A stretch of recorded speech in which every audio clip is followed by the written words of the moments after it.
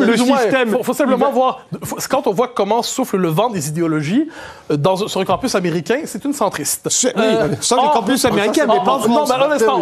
Faites confiance, si je peux me permettre, à l'évolution des idées. Ça dépend des campus. Pardon? Ça dépend des campus. Non, mais c'est quand même pas tous pareils. Non, mais Ivy League en particulier. Non, mais excusez-moi, je vis aux États-Unis et je suis chercheur dans la Ivy League. Donc je vous assure que c'est plus compliqué que ça. Pardonnez-moi, je vis en Amérique du Nord, je suis familier avec cet univers. On peut chacun présenter notre certificat de résidence. Non, mais la question, c'est pas une question de certificat. C'est que vous simplifiez outre mesure, ne serait-ce que quand vous parlez de système. Le système, ça ne veut juste rien dire. Le système, c'est comme lorsqu'on dit on. J'avais un directeur de thèse, Bruno Etienne, que vous avez invité plusieurs fois à l'époque, quand il était vivant. Il disait on est un con. Le système est un con. On s'en fout du système. Qui, quoi, comment, où. On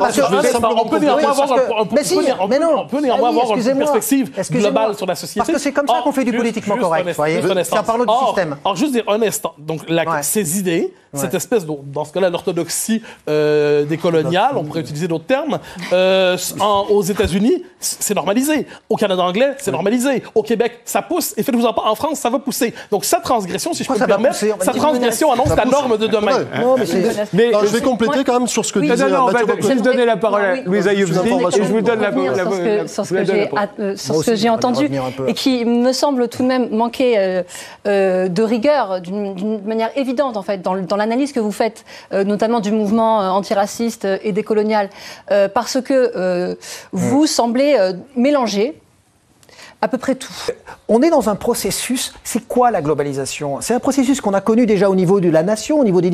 À partir du moment, écoutez, où des individus se rencontrent, progressivement, il va y avoir des modes d'échange en termes de communication et il va y avoir des hybridations culturelles et des hybridations identitaires. Et à chaque échelle, il y a des réactions fortes contre ce processus. Aujourd'hui, ce processus change d'échelle à un niveau qui n'avait jamais été connu, qui est l'échelle globale. C'est pour ça qu'il est traumatique et qu'il y a des réactions en sens inverse. Ces réactions en sens inverse, c'est ça, moi, que j'appelle le populisme, et c'est ça qui produit un certain nombre d'effets aujourd'hui ultra défensifs. Par exemple, les effets défensifs. Vous dites, j'ai écouté un interview que vous faisiez, vous disiez que vous n'êtes pas anti-moderne, mais que vous êtes moderne sceptique. Bien sûr. Moi, je ne suis pas d'accord avec ce que vous dites du tout. Je pense que vous êtes anti-moderne. Je vais vous dire pourquoi. Dites-le vite parce qu'on fait pourquoi ? Parce que la modernité, le mot moderne, ça veut dire modalité d'existence, la multiplicité des modalités d'être, des modes d'existence dans un même espace social. Donc la modernité, c'est arriver à un processus où les individus peuvent rester avec leur identité tout en échangeant. Ce qui finalement... Mais là, vous faites un faux procès qui vous a dit le contraire. C'est parce que c'est ce que j'ai entendu. Et là, on voit bien... C'est pas pour ça que je ne suis pas, par exemple, je ne vais pas être contre l'immigration ou je ne sais pas quoi, ça n'a rien à voir. Le reproche que vous faisiez aux indigènes de la République est très exactement lié à ça. Parce que les indigènes de la République ne revendiquent pas le maintien de la notion de race, ils revendiquent justement le dépassement du racialisme. Le noyau idéologique du politiquement correct, c'est ce que j'appelle l'orthodoxie diversitaire. Le récit diversitaire. Le grand récit diversitaire. Le grand récit diversitaire. Non, parce qu'il n'y a pas que ça. Ça relie. La diversité, c'est la modernité. Nous n'avons manifestement pas la même définition de la modernité. Mais c'est ce que ça veut dire, c'est le mot même qui veut dire ça. Cher monsieur, bien sûr que non. Et votre définition de la modernité est plutôt excentrique. Je vous assure que si. Mais laissons ça de côté.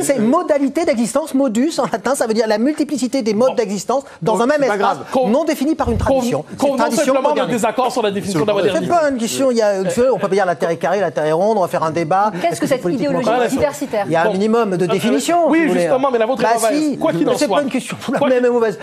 Laissez tomber. Quoi qu'il en soit. Donc, l'orthodoxie diversitaire, le grand récit diversitaire, c'est cette idée que fondamentalement, le monde qui se constitue doit passer par la déconstruction de toutes les normes historiquement ou anthropologiquement constitutives de la civilisation occidentale telle que nous la vivons, et qui repose sur une survalorisation du discours victimaire pour peu qu'il réclame justement de... Monsieur, on est en désaccord. Vous pouvez faire des passes, je peux en faire, mais encore mieux, c'est d'écouter. Et l'idée, c'est cette espèce de survalorisation du discours minoritaire, trait d'union, victimaire, comme on le voit dans l'espace public, et ça s'applique aussi, bien évidemment, sur des questions liées, par exemple, à l'identité de genre aujourd'hui, comme on le voit avec cette espèce de basculement singulier où on est dans une société société où dire qu'un homme n'est pas une femme, mais l'homme n'est pas un homme, et la différence sexuelle est constitutive sur le plan anthropologique de l'humanité, relève désormais de l'audace réactionnaire. Alors que... Non, mais vous dites n'importe quoi. Vous êtes d'accord, on veut bien... Mais je poserai la question... N'importe quoi. Mathieu Bock-Côté. On appelle ça un désaccord. Mais c'est pas un désaccord. Vous ne passez pas en revue tous les processus très complexes sur la construction du genre. C'est assez vrai. Vous faites de la médiatisation à outrance. Agnès Varda, on lui a rendu un famage. Tout de même. Alors prenons l'exemple du Brexit. Vous dites, c'était une façon, il y a eu une façon d'exclure en ridiculisant les gens qui étaient pro-Brexit, etc., etc. Mais il y a eu des deux côtés, parce que ça dépend. Laissez-moi finir. Ça dépend. À quel niveau on se situe dans le niveau du débat? Est-ce qu'on est dans les médias à un certain niveau? Est-ce qu'on est dans un débat plus profond, etc. Moi, ce qui me gêne dans votre discours, c'est que ce que vous remettez en cause, justement, c'est ce que vous appelez la logique diversitaire.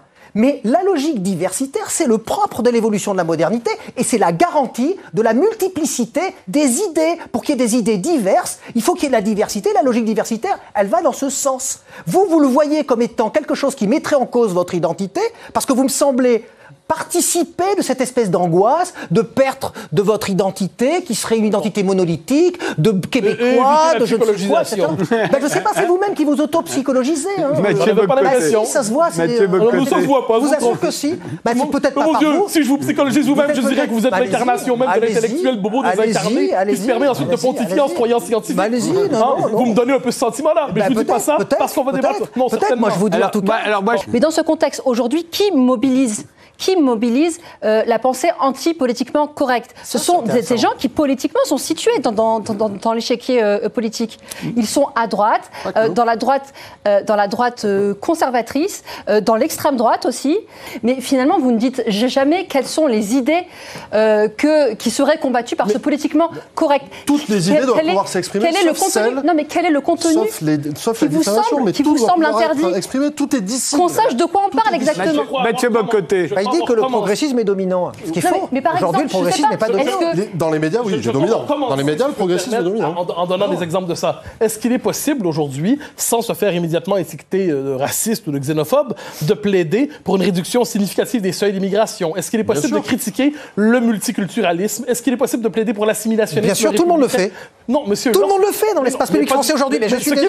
Vous êtes orwellien, monsieur. Je ne suis pas du tout orwellien. Je vous assure. Et je me permets. Ceux qui s'aventurent sur ce terrain sont immédiatement soupçonnés, je le redis, de xénophobie, de racisme. Sont immédiatement invités partout, comme vous, et vendent des livres. Exactement ce qui se passe. Je suis désolé, cher monsieur, je suis désolé.